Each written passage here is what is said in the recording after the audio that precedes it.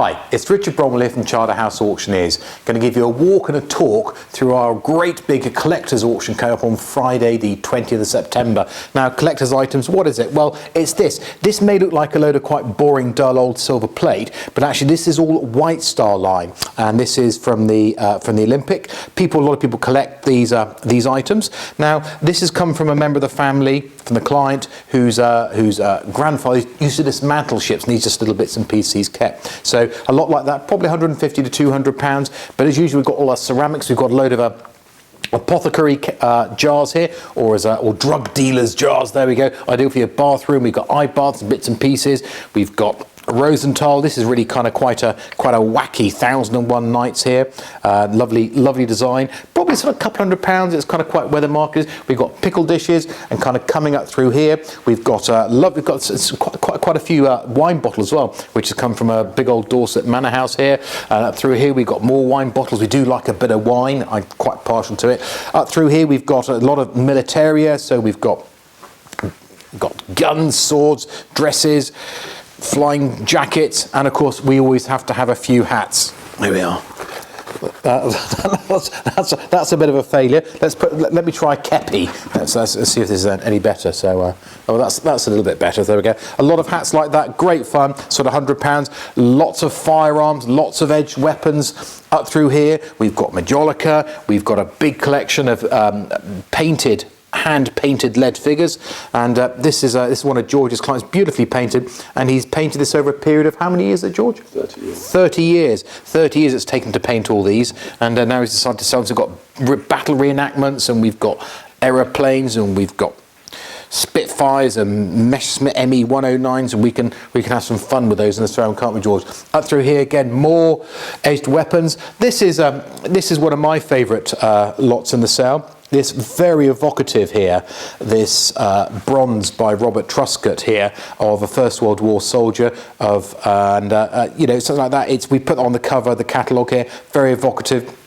An estimate on that between sort of £200 and £400. And here's another one here which the client also had commissioned here, and here is an over-the-top boys. There he is, pistol up in the air, on the whistle. And from the other side of the war, I suppose, we've got these German Second World War binoculars. So again, we always like to mix it up a bit. We've got model trains and cars and more toys. Coming on down through here, as usual, we've got a good selection of clocks. We've got golfing. This is quite a good thing. These are very, very popular. His advertising. He played at Bromford. There we go. What a happy looking chap with his +4s there and smoking his pipe. Estimate on that, very popular, very rare, sort of £500 to £600. So quite unusual item down there. We've got cheese coasters. We've got more clocks coming down here. We've got music boxes. This one needs to go to the dentist because he's missing a few of his teeth here. This is a little lever wind. Now, I mustn't wind it too much because it probably won't. What a lovely tone. There we go. This is what you did, kids, before you had an iPod. And it's on stop currently.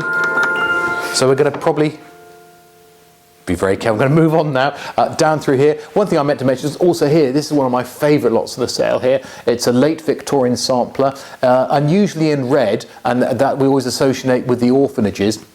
And we've got on here initial EMARS South Wing, 3 New Orphan House, Ashley Down, Bristol, 1888.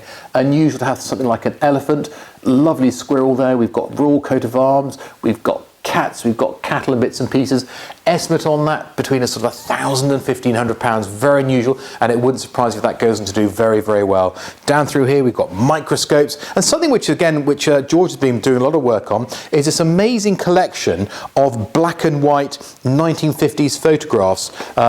This is one of my favourites here. There we go. Looks to be sort of Shad Thames. There's Tower Bridge, and if looking here you can see all the porters, and as George said, people back in the days when you could just park in the middle of a road, and that's absolutely fascinating. Very, very strong image. This is another slightly more unusual image, which is a push-along lawnmower.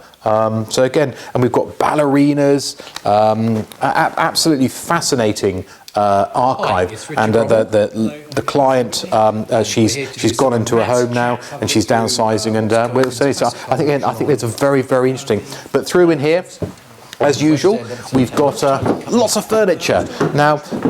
I'm a country lad. I'm a simple country lad, and there's a couple of bits just up here which I just want to talk about. Now, this is a lovely child's primitive chair here. Unusually, it's on 3 legs. Not very clever to sort of sit on, but I love all. It's a beautiful colour, beautiful patina. I love all this wear. A chair like that is estimated between sort of £100 and £200. Again, I think it's going to do very, very well.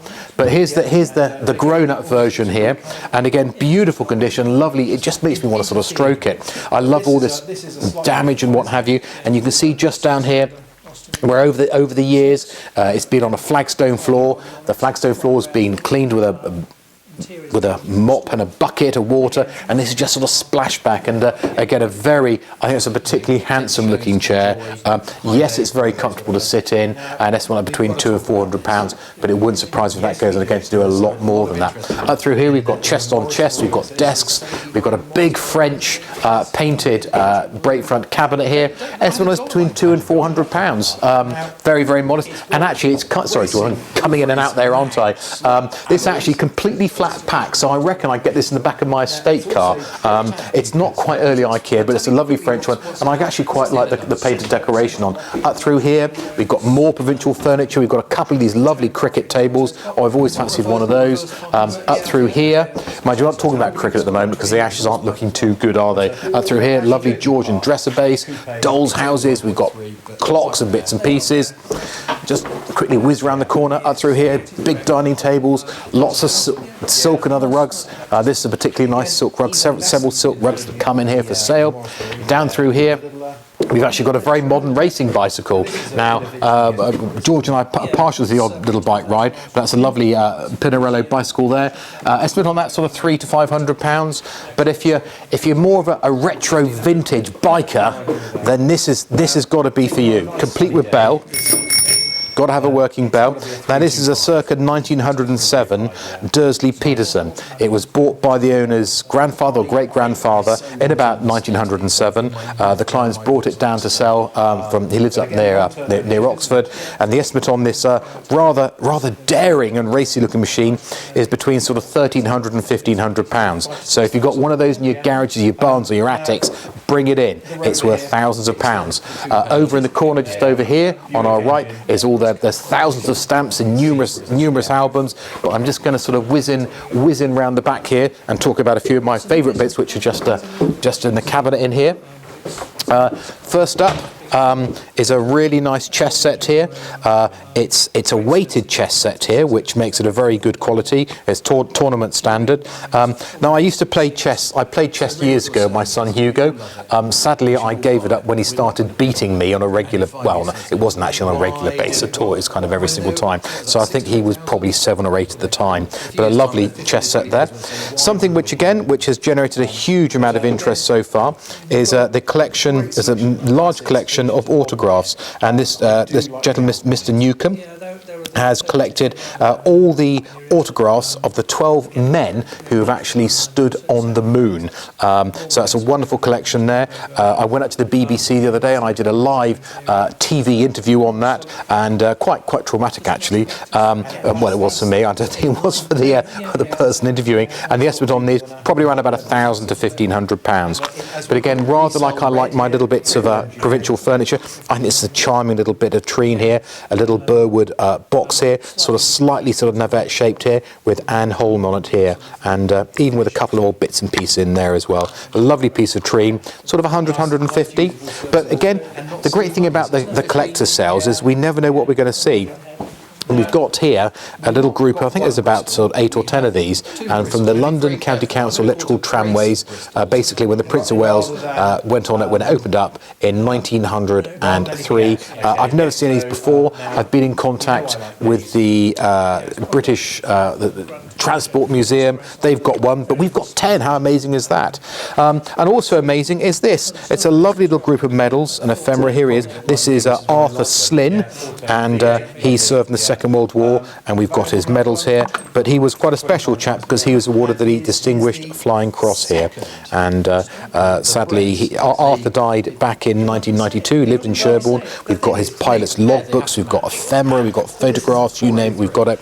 And sadly, his wife died more recently. No more children, so this has come in from the executors to be sold. Estimate on that between sort of £800 and £1,200. But still kind of slightly in the military is this wonderful Charles Frodsham marine chronometer here. So this would have been a very expensive piece of kit on the boats, and it's how you'd obviously work your latitude and your longitude, so you didn't get lost, also you didn't crash on the rocks or anything at all like that. Lovely three-part case, as they always are, lovely with the ivory plaque on the front here saying Charles Frodsham, and estimate on that, which this has been the family, we think, for around about sort of at least 80 or 90 years, sort of between sort of £1,500 and £2,000. And the last lot, just to have a quick chat about, is there because I'm about to get a kitten, and my wife turned up the other day with a cat flap, and I said, "What's the cat flap for?" Because we actually have a dog, we don't have a cat, and we've been and chosen our little kitten the other day.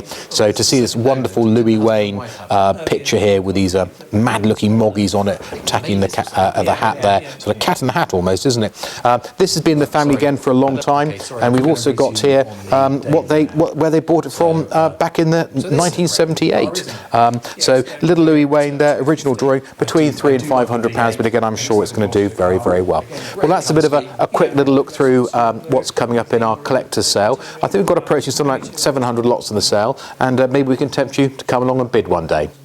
So from a local deceased, I know he spent a lot of time and effort and love on care onto the car, didn't he? Yeah, it was originally a steel wheel car, but he put it onto chrome wires. So you've got the original spats and the original wheels to go with it. Again, great value compared to a Mark II Jag. Yeah, so that's and estimate on this one? 7,000 to 9,000. Yeah, I think that'll do sell very well, isn't it? And again, another pretty looking car. I've got to be honest, I prefer the Elan. Well, the 2+2 to 2+2, yeah, I do. I think it's a more not because my kids in their 20s won't fit in the back of this one, but, no, but I think it's more, for me, it's a more cohesive shape. It works better. Again, pretty looking car. Yeah, been fully done inside and out. It's got its original chassis on this car. They didn't replace that; wasn't necessary. Engine rebuilt, all done. So again, all the hard work done. Yeah, that's going to be sort of 15,000, 18,000. But nice looking car. Now, this has had a lot of work done, the E-Type. It has, the Series 3 V12 E-Type Coupe, manual. Manual, no sunroof. No sunroof, 38,000 miles from new. Nice. It's had a huge amount of money spent on it in the last 2 years, being restored. Your photos, have to be said, it was pouring a rain, wasn't it? And the owner wouldn't take it out, which is absolutely fair enough. He spent a fortune having it restored. Yeah, I think the bill's topped up to 60,000 or thereabouts. Yeah, but nicely done. Absolutely, yeah. But I mean, it's a brand new bonnet, isn't it? Yeah, Martin Roby bonnet. Proper bonnet on it, yeah. Yeah, it's new wire wheels, all new chrome done. It's the original interior, which gives it some nice sort of bit of authenticity. Yes, everything else is nicely patinaed in there, isn't it? But everything else is done. And the value on, the estimate on this one? Well, hopefully he'll get his money back, basically. Sort of 65,000. Yeah. Obviously not allowing for any buying of the car. Yeah. Well, that's a bit of a quick jog through the classic of vintage cars coming up, and hope you enjoyed it, and maybe we'll see you at the sale. Yeah, thank you very much. We'll see you on the 11th. Cheers now. Bye-bye.